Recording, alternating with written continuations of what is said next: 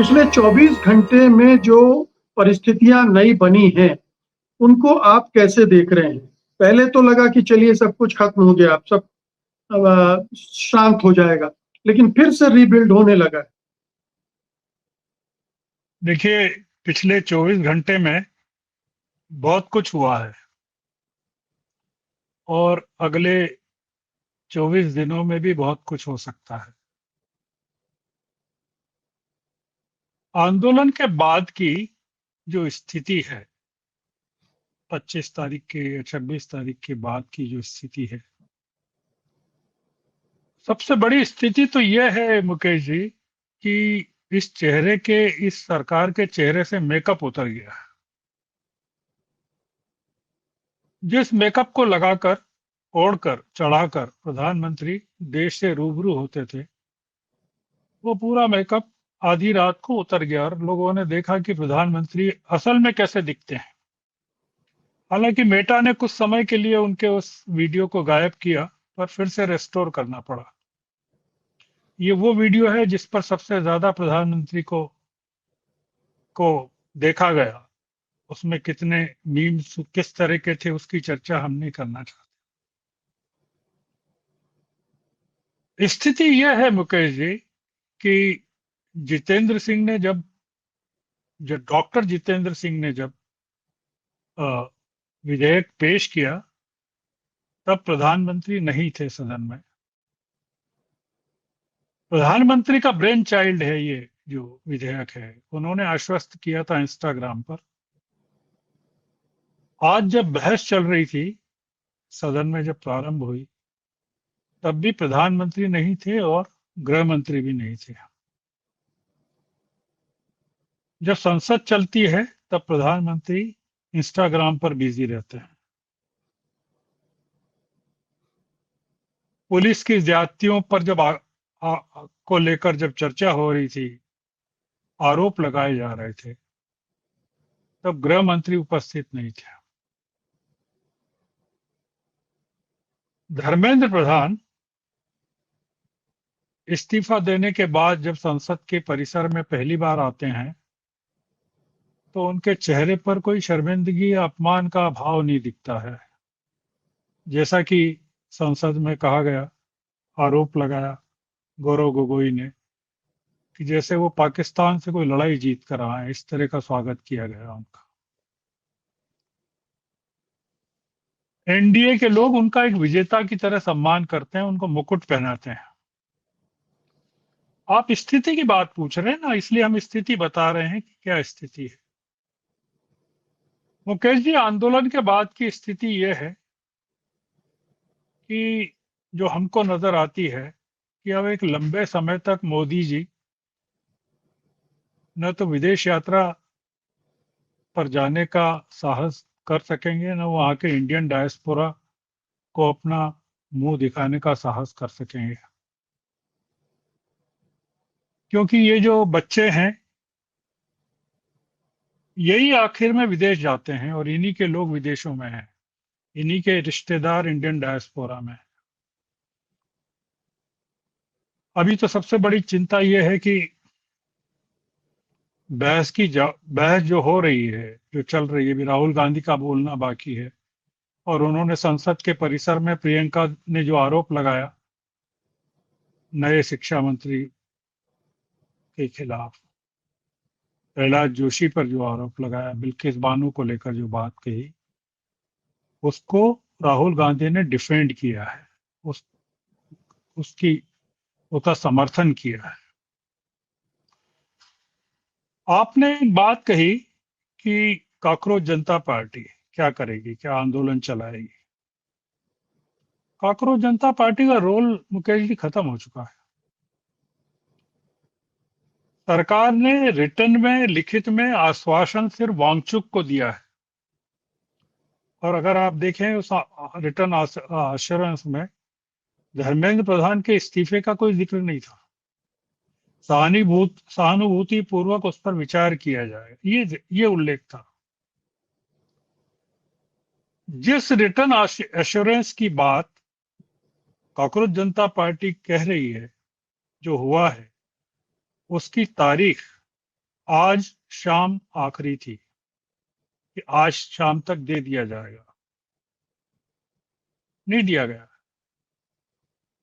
जो मैं देख रहा था, एक वीडियो एनआई का देख रहा था, उसमें आशुतोष राणा इस समय जयपुर में है, वहां राजस्थान यूनिवर्सिटी के वाइस चांसलर के खिलाफ आंदोलन चल रहा है, उसमें समर्थन देने गए हैं। और आशुतोष वहां भी राव का। उन्होंने जी। राका और राका और उसमें भी उन्होंने 3 महीने का समय दिया है वहां की सरकार को कि अगर वो 3 महीने में नहीं करेंगे तो वो आंदोलन करेंगे। बिहार में जो आंदोलन चल रहा है वो कॉकरोच जनता पार्टी नहीं चला रही है। बिहार में जब AK-47 का इस्तेमाल हो रहा था तब कॉकरोच जनता पार्टी जश्न मना रही थी किसी होटल में, 3 सितारा होटल मान लीजिए। वो जो सौरव दास कह रहे हैं कि 3 सितारा थी या 2 सितारा थी, उसके बेसमेंट में वो लोग जश्न मना रहे थे, आभार प्रदर्शन कर रहे थे। आपने भी जिक्र किया और ये चर्चा में भी है कि सरकार ने जो मौखिक एश्योरेंस दिया है जयप्रकाश नड्डा ने, वो ये है कि जो पीसफुल प्रोटेस्टर्स हैं सिर्फ उनके खिलाफ कार्रवाई नहीं की जाएगी या FIR नहीं की जाएगी या उनको छोड़ दिया जाएगा या उनके खिलाफ मुकदमे वापस ले लिए जाएंगे। ये कहा, उनका ये कहना है कि जो एंटी सोशल एलिमेंट्स हैं जो प्रोटेस्ट में घुस गए थे, उसके बारे में ये एग्रीमेंट कवर नहीं करता है, उसको ये एग्रीमेंट कवर नहीं करता है। कॉकरोच जनता पार्टी के नेताओं ने कल कहा था, परसों भी कहा था, रिपीट कर रहे हैं कि इस बात का फैसला कौन करेगा कि कौन सा बच्चा शांतिपूर्ण तरीके से काम कर रहा, प्रोटेस्ट कर रहा था, क्या सरकार करेगी। और उन्होंने ये आरोप भी लगाया कॉकरोच जनता पार्टी ने कि जो गुंडे थे, वो पत्थर फेंकने वाले जो लोग थे, वो संघ ने और बीजेपी ने इन्फिल्ट्रेट कराए थे, दिखा उन्होंने। और पत्थरों और ईंटों से भरा ट्रक भी वहां जंतर मंतर पर मिला था। ये बड़ा सवाल है मुकेश जी कि अगर सरकार की ओर से कोई लिखित आश्वासन नहीं मिलता है जैसा कि एग्रीमेंट हुआ है, तो कॉकरोच जनता पार्टी क्या करेगी। मुझे नहीं लगता कुछ कॉकरोच जनता पार्टी कुछ करेगी, या कॉकरोच जनता पार्टी अब एग्जिस्टेंस में है। बीजेपी पर तो, जो कॉकरोच जनता पार्टी पर तो ये आरोप ही है कि वो खड़ी की गई थी बीजेपी की मदद के लिए आम आदमी पार्टी के द्वारा। यह आरोप गलत भी हो सकता है, पर जो आरोप है वो अपनी जगह कायम है।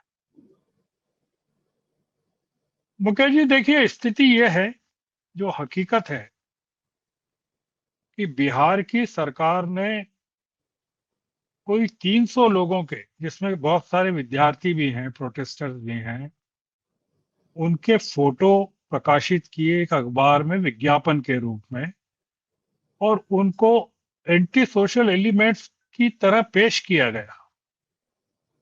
अब आप सोचिए कि अगर ये जो बच्चे हैं या लोग हैं, उनकी समाज में जो अप्रतिष्ठा हुई है, अपमान हुआ है उनके कैरियर के साथ, उनके रोजगार के साथ, उनकी फ्यूचर स्टडीज के साथ, कि विज्ञापन देकर उनके चित्र छपवाए गए हैं।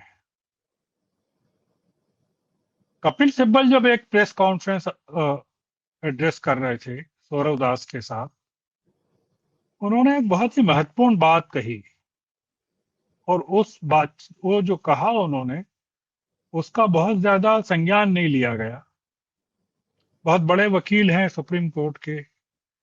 उन्होंने ये कहा कि फेशियल रिकॉग्निशन के जरिए छात्राओं के पेरेंट्स को धमकाया जा रहा है, टारगेट किया जा रहा है। ये एक बहुत बड़ी बात है। बड़ी बात यह है कि जिन्होंने प्रोटेस्ट किया, जो प्रोटेस्ट में आए, उनका फेशियल रिकॉग्निशन हो चुका है, हर एक बच्चे का।